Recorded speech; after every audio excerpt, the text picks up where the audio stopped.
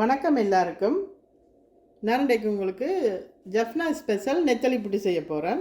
அதுக்கு வந்து நான் 2 பேருக்கு அளவான புட்டு எடுத்து வச்சுருக்கிறேன்.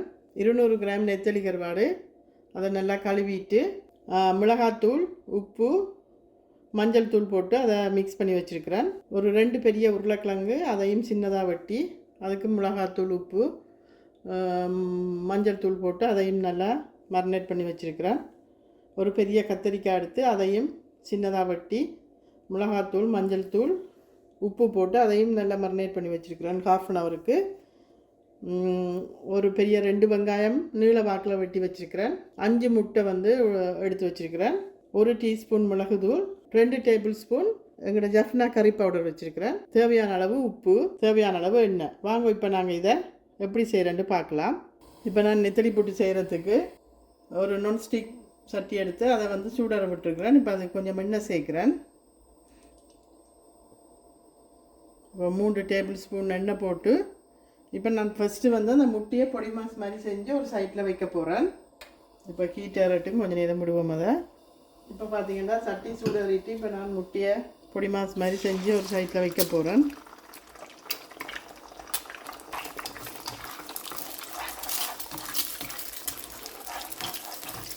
இது வந்து 2 பேருக்கு அளவான நெத்தலி புட்டு தான் இப்போ நான் செய்கிறேன். நீங்கள் வந்து எந்த ஸ்ரீலங்கன் ரெஸ்டாரண்ட்டுக்கு போனாலும் முக்கியமான ஒரு சாப்பாடாக நெத்தலி புட்டு அங்கே இருக்கும். இப்போ பாருங்கள், இது ரெடி ஆகிட்டு இதை நான் ஒரு சைட்டில் வந்து இப்போ புட்டுக்கு மேலேயே இதை நான் கொட்டி வைக்கிறேன். இப்போ நான் அதே சட்டியிலேயே வந்து கொஞ்சம் சன்ஃப்ளவர் ஆயில் விட்டுருக்குறேன். இப்போ நான் கத்தரிக்காய், உருளைக்கிழங்கு, நெத்தலி கருவாடு எல்லாத்தையும் பொரித்து அதையும் தனித்தனியாக எடுக்கணும் நாங்கள். இப்போ இது சூடாறிட்டு நான் இப்போ விடுறேன். இப்போ கொஞ்சம் நேரம் இப்போ வந்து எண்ணெய் சூடாறிட்டு நான் இதில் உருளைக்கிழங்கை இப்போ போட்டு பொரிக்க போகிறேன்.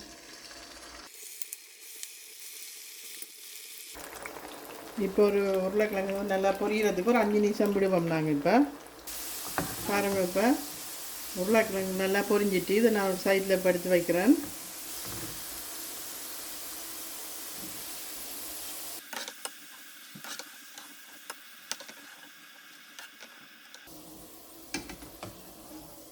இப்போ நான் கத்தரிக்காய் மரினேட் பண்ணி வச்சுருக்கிறேன். கத்தரிக்காயை போட்டு பொரிக்கிறேன்.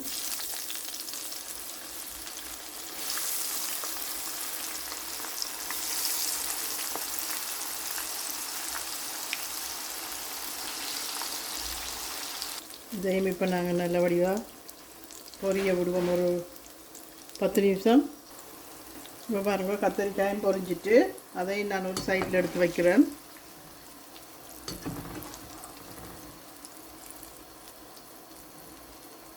இப்போ பார்த்திங்கன்னா அதே எண்ணெயில் நான் நெத்தலி கருவாடையும் போட்டு பொரிக்கிறேன்.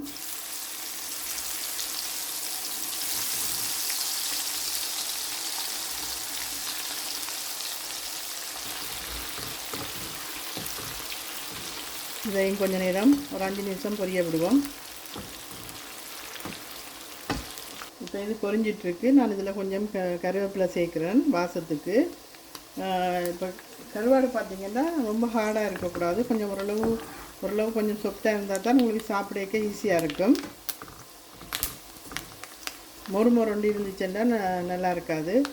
ஓரளவு ரொம்ப சொப்டாமல் இருக்கக்கூடாது, ரொம்ப ஹார்டாகவும் இருக்காமல் ஒரு மீடியமாக எடுக்கணும் நீங்கள் இதை. இப்போ இதுவும் பொரிஞ்சிட்டு இதையும் நான் ஒரு சைட்டில் எடுத்து வைக்கிறேன். இப்போ அதை ஒரு சைட்டில் எடுத்து வச்சுட்டு இப்போ வந்து நான் இன்னொரு சட்டி வச்சுருக்கிறேன். அதை சூடார விட்டுட்டு கொஞ்சம் எண்ணெய் 3 டேபிள் ஸ்பூன் எண்ணெய் சேர்க்குறேன். சட்டியை சூடார விடுறேன் நான். இப்போ வந்து சட்டியை சூடாரிட்டு நான் கொஞ்சம் வெங்காயம் சேர்க்குறேன். விடுவோம் நாங்கள் நல்லா கோல்டன் ப்ரௌனாக.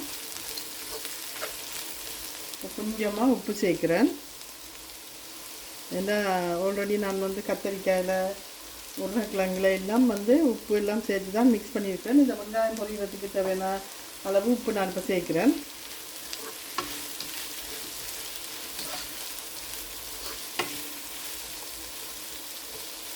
இப்போ கோல்டன் ப்ரௌனாக பொரிய மட்டும் விடுவோம் நாங்கள்.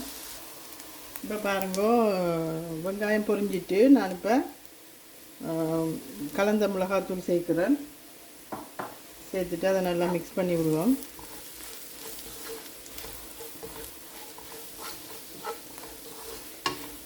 இப்போ பாருங்கள், இதில் கொஞ்சம் ஒரு அரை கப் தண்ணி கலந்து கொதித்து இது கொஞ்சம் வற்றி வந்தால் தான் நல்ல புட்டு வந்து காஞ்ச மாதிரி இருக்காது. இதை ஒரு 5 நிமிஷம் கொதிக்க விடுவோம். இப்போ 2 நிமிஷம் ஆகிட்டுது. நான் இப்போ இந்த பொரித்து வச்ச இந்த மிக்ஸ்டு எல்லாம் இதில் இப்போ சேர்க்குறேன். சேர்த்துட்டு இதில் நல்லா மிக்ஸ் பண்ணி விடுவேன். இப்போ சேர்த்துட்டு இப்போ நான் ஒரு 2 நிமிஷம் இதை மூடி போட்டு மூடி விட போகிறேன். இப்போ பாருங்கள், சரியாக 2 நிமிஷம் ஆகிட்டு மூடி எடுத்து பார்க்குறேன்.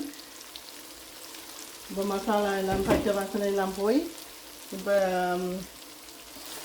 இந்த கத்தரிக்காய் இந்த உருளைக்கிழங்குல நல்லா மிளகாத்தூள் உப்பெல்லாம் நல்லா சேர்ந்துருக்கு. இப்போ நான் வந்து முட்டை இதோட மிக்ஸ் பண்ணுறேன்.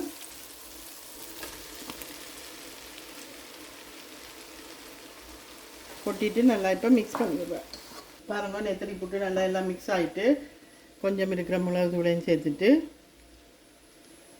நல்லா மிக்ஸ் பண்ணிவிட்டு நீ ஸ்டப் பண்ண போகிறேன். இப்போ பார்த்தீங்கன்னா நெத்தலி புட்டு ரெடி ஆகிட்டு இப்போ நான் வந்து கொஞ்சம் பாதி புட்டு எடுத்து வச்சுருக்கிறேன். ஏனென்னா மகன் வந்து ஒரு மகன் வந்து அவர் கருவாடு சாப்பிட மாட்டார். அப்போ அவருக்கு இப்போ நான் வந்து சிக்கன் புட்டு கொத்து இப்போ எப்படி செய்கிறேன்ட்டு செய்ய போகிறேன். இப்போ உங்களுக்கு நான் இப்போ எப்படி செய்கிறேன்ட்டு காட்டுறேன்.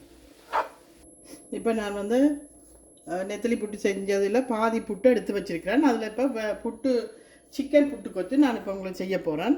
பாருங்கள், இப்போ அதையும் பார்க்கலாம் நாங்கள் எப்படி செய்கிறேன்ட்டு. நான் அளவுகளை செய்யக்க உங்களுக்கு சொல்லி இப்போ அளவுகளை காட்டுறேன் உங்களுக்கு. இப்போ சட்டி சூடறிட்டு நான் இப்போ கொஞ்சமாக எண்ணெய் சேர்க்குறேன். சூடரை மட்டும் கொஞ்சம் இடம்புறேன். இப்போ நான் வந்து ஒரு மீடியம் சைஸ் வெங்காயமும் 4 பச்சை மிளகாயும் சின்னதாக வெட்டி இருக்கிறேன். அதை இப்போ சேர்க்குறேன்.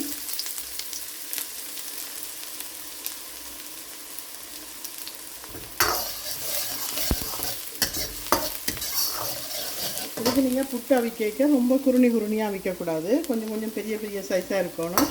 அப்போ தான் நீங்கள் இந்த இதெல்லாம் கிரேவியெல்லாம் போட்டு பிரட்டைக்க வந்து ஒரு மாதிரி களி மாதிரி வராமல் நல்லா இருக்கும். இப்போ நான் கொஞ்சமாக லீக் சேர்க்குறேன்.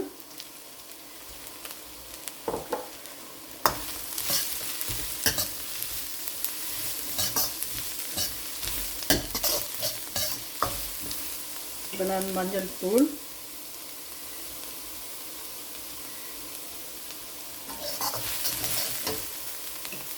மிளகுத்தூள்,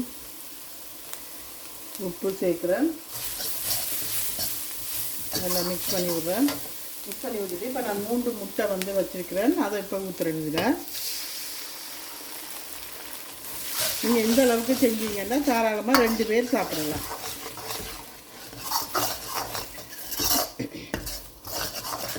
புட்டு அவிக்கிறது எப்படின்னு சொல்லி தெரியணும்னு சொன்னால் நார்மலாக நிறைய பேர் ரெசிபி போட்டிருக்கீங்க. தெரியணும்னா நீங்கள் எனக்கு கமெண்ட்ஸ் பண்ணுங்கள். நான் இன்னொரு வீடியோவில் புட்டை எப்படி அவிக்கிறேன்ட்டு காட்டுறேன் உங்களுக்கு. நான் இப்போ இதில் சிக்கன் கறியை சேர்க்குறேன். சிக்கன் கறி இதுக்கும் நல்லா காரமாக வைக்கணும். நீங்கள் சிக்கன் கறியை மெயினாக வந்து நீங்கள் சிக்கன் கறியை நல்லா டேஸ்ட்டாக நல்லா காரமாக வச்சிங்கன்னா கொத்து வந்து நல்லா டேஸ்ட்டாக இருக்கும். இப்போ நான் புட்டை சேர்க்குறேன்.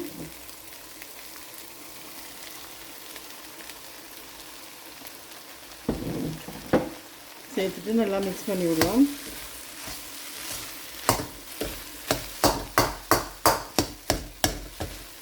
இப்போ ஃபைனலாக வந்து ஸ்ப்ரிங் ஆனியன் போட்டு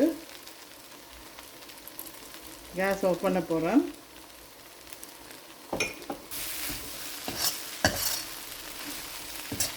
இப்போ பார்த்தீங்கன்னா பாருங்க, இப்போ கொஞ்ச நேரத்துக்குள்ளேயே டிஃப்ரெண்ட்டான 2 சாப்பாடு நாங்கள் செஞ்சுருக்கிறோம். 2 பேருக்கு பிடிச்ச மாதிரியான சாப்பாடு செஞ்சுருக்கிறேன்.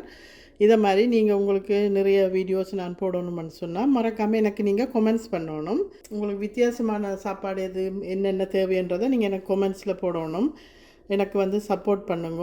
என்ன சப்ஸ்கிரைப் பண்ணுங்க. தேங்க்ஸ் ஃபார் வாட்சிங்.